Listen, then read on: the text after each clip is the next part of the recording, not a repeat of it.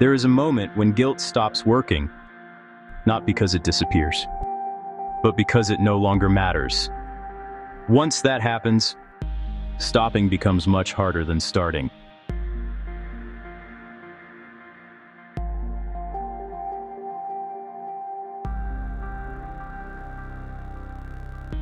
That moment is when guilt shuts off.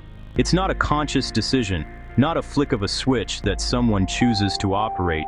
It's a cognitive mechanism, a defense against overwhelming psychological pressure. The feeling of guilt, that internal compass that guides our moral landscape, simply goes silent. The signal is lost. The internal friction that holds us back, that forces us to weigh our choices, dissolves. What's left is a frictionless path forward, a single, unobstructed vector of action.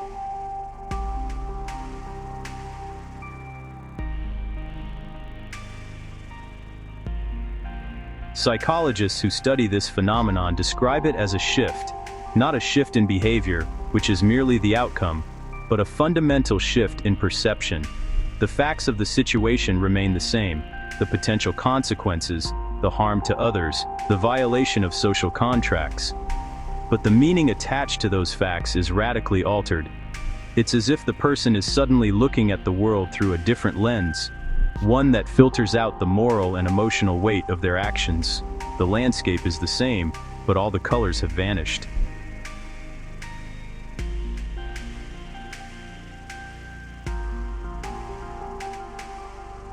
Before the shift, the person feels an intense internal conflict. This is the state most of us recognize. They hesitate. They are caught in a feedback loop of doubt and justification.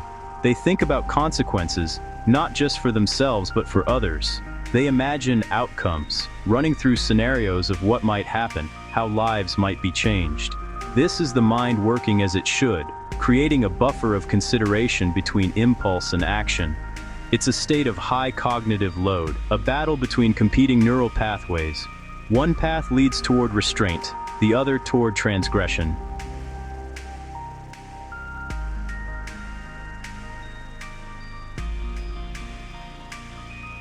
After the shift, those thoughts go quiet.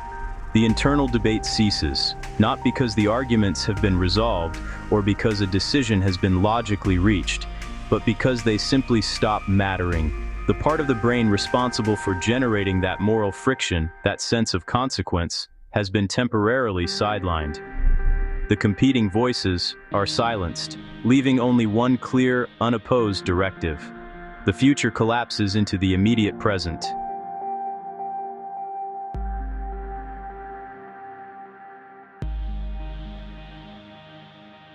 Many offenders, when describing the moments leading up to their crime, report it the same way, using strikingly similar language. They talk of a sudden sense of calm washing over them, a strange, detached clarity, as if the noise that had been screaming in their head finally stopped. This isn't the peace of resolution, but the quiet of disengagement. It's often described as an out-of-body experience, as if they are watching a movie of themselves rather than being an active participant. The self becomes an object, and its actions become events to be observed, not chosen.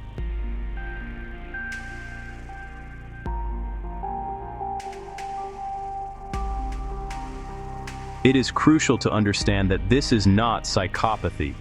A psychopath has a chronic, pervasive inability to form empathetic connections. This shift, however, is an acute state, not a chronic trait.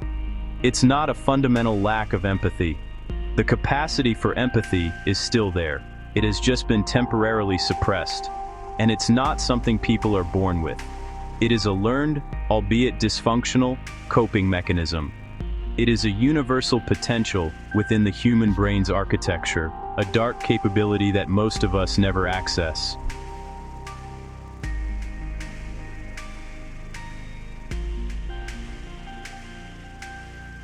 It's a mental shortcut, a crude but effective solution to an unbearable problem, and it often appears under extreme, acute pressure.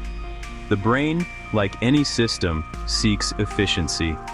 When faced with a cognitive state that is painful, confusing, and paralyzing, the state of intense guilt and conflict, it searches for the quickest way to end the suffering. The shift is that way. It's a circuit breaker that trips when the emotional load becomes too high.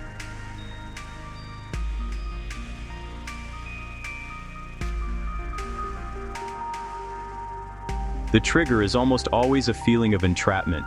When someone feels cornered, with no viable way out. When they believe they've already lost everything, that the worst possible outcome is already a certainty. In that moment of perceived hopelessness, the mind looks for relief. Not a solution to the external problem, but an escape from the internal pain of the decision.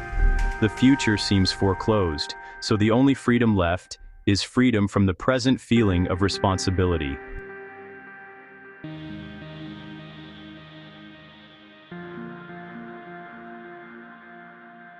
Guilt is metabolically expensive, it is uncomfortable, it creates immense psychological tension, it slows action, forcing deliberation when the primitive brain is screaming for a release.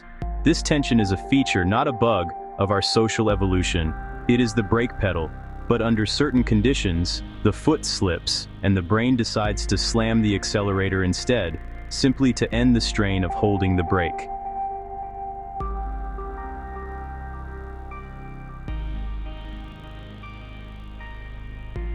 So the brain does something elegant and profoundly dangerous.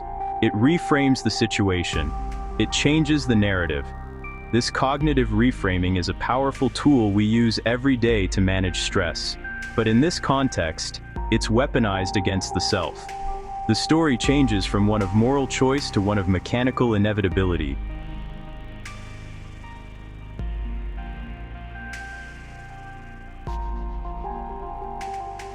Instead of thinking, "This is wrong, and I must not do it," the thought becomes, "This is already happening." The locus of control shifts from internal to external. The person no longer feels like the author of the act, but a mere instrument of it. They are no longer driving the car. They are simply a passenger on a ride that has already started.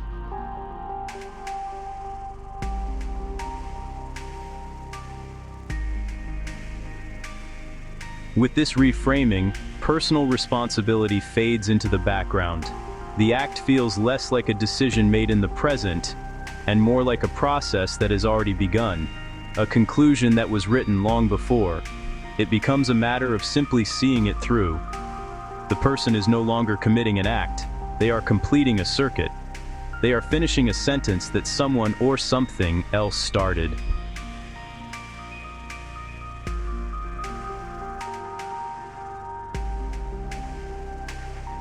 This is why so many offenders in the aftermath say the same haunting phrase, "I don't know why I did it." It sounds like a lie, an evasion of responsibility. And sometimes it is, but often it's a moment of profound and terrifying honesty.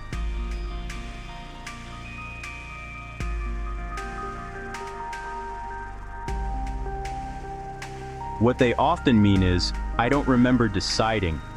They can trace the physical steps they took, but they cannot locate the specific mental moment where they chose the path. Because for them, there was no such moment. There was only the conflict, and then the quiet, and then the action. The decision point has been erased from their subjective memory.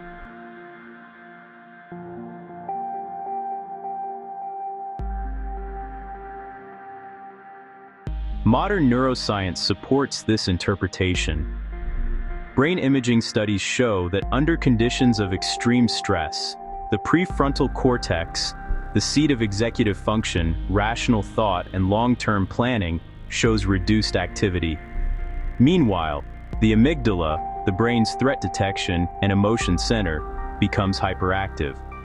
The brain prioritizes immediate action over careful reflection. It prioritizes raw emotion over complex reasoning. It prioritizes the promise of immediate relief over the wisdom of long-term restraint.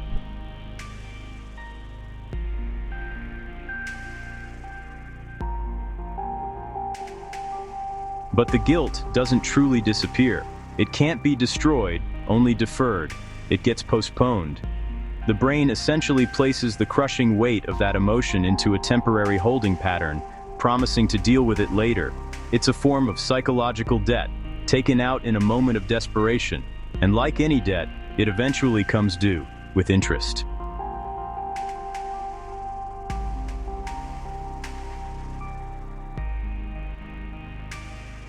In interviews conducted hours or days after arrests, many offenders describe the guilt returning suddenly and with overwhelming force. It doesn't creep back in, it crashes in. It doesn't return during the act itself. The shift prevents that. It returns after. In the quiet of a holding cell, in the back of a police car, in the sterile environment of an interview room.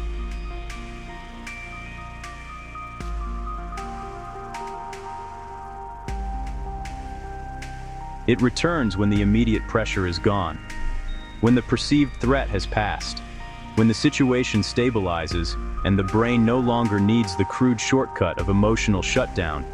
The prefrontal cortex comes back online. The emergency is over and the system reboots.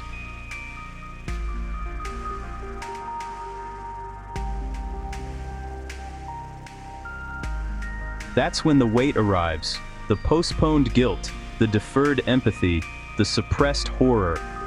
It all comes flooding back, all at once. It's a psychological whiplash, the full moral and emotional reality of the act impacting the consciousness with no filter and no defense.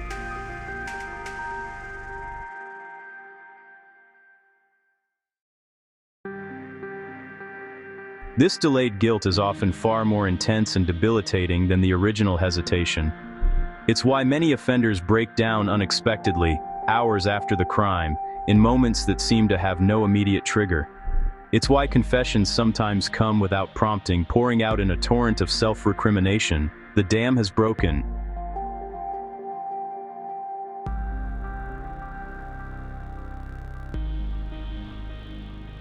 From the outside, it can look like remorse for being caught, but often it's something deeper. They're not just reacting to the consequences of their actions, they're reacting to the return of their own conscience. They are finally and fully meeting the person who committed the act.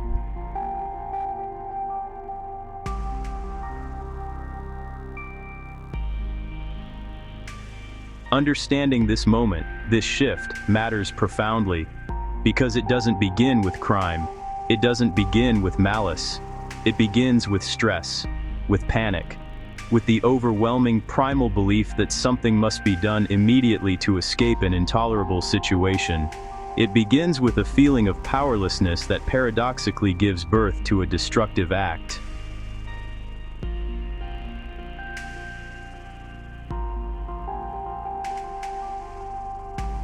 Most people experience those feelings of panic and entrapment at some point in their lives.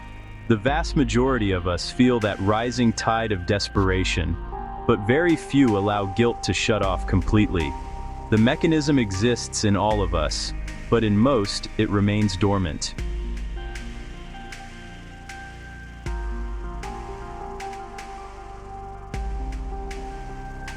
The difference isn't a question of inherent morality, of being a good or bad person. It's a question of interruption.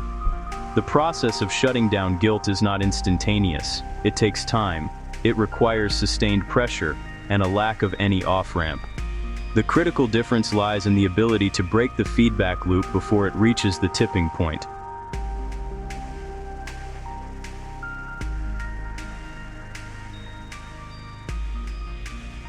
When the escalation of panic is interrupted by a moment of reflection, a change in circumstance, or even just the passage of a few critical seconds, the outcome changes. The prefrontal cortex gets a chance to regain control. The brake pedal is reapplied. When guilt is interrupted before it disappears completely, the person remains a person, capable of choice.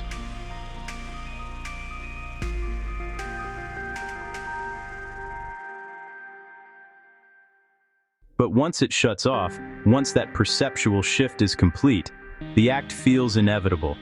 Because from inside that silent, detached state, it is. The person is no longer steering. They are just along for the ride, watching the scenery go by, waiting for a crash they feel powerless to prevent.